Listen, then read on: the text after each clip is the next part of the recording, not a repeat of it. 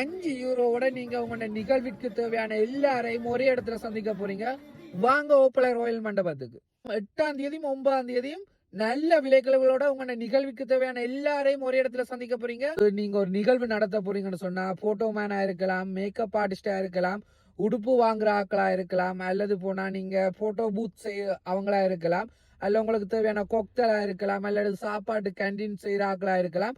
எல்லாருமே வந்து ஒரே இடத்துல ஒன்று கூடுறாங்க. உங்களுக்கு தேவையான நிகழ்வுகளை சரியான முறையில ஒழுங்கமைக்கிறதுக்கு நீங்க அவங்கள தேர்வு செய்யக்கூடிய மாதிரி இருக்கு. ஒரு நிகழ்வை செஞ்சுட்டு வேண்டா சொல்லுவாங்க, எல்லாம் நல்லா இருந்தது, சாப்பாடு சரியில்லாம போயிட்டு, எல்லாம் நல்லா இருந்தது, போட்டோ மேனே வேற ஆக்களை பிடிச்சிருக்கான், எல்லாம் நல்லா இருந்தது, கொக்தல் ஒன்று போட்டுருந்தா நல்லா இருந்திருக்கும் அப்படின்னு சொல்லி வித்தியாசமா யோசிப்பீங்க. ஏதாவது ஒரு குறை வந்துட்டுன்னு சொல்லி எல்லா குறைகளையும் நிவர்த்தி செஞ்சு உங்களுடைய நிகழ்வை சரியான முறையில கொண்டு போகணும்னு சொன்னா ஓப்பலை ராயல் மண்டபத்துக்கு வாங்க. அந்த இடத்துல அன்றைய தினம் நீங்க புக் பண்ற ஒவ்வொருத்தருக்கும் வந்து அவங்க சிறப்பான ஒரு விலை டிஸ்கவுண்ட் உங்களுக்கு தர்றதுக்கு தயாரா இருக்கிறாங்க.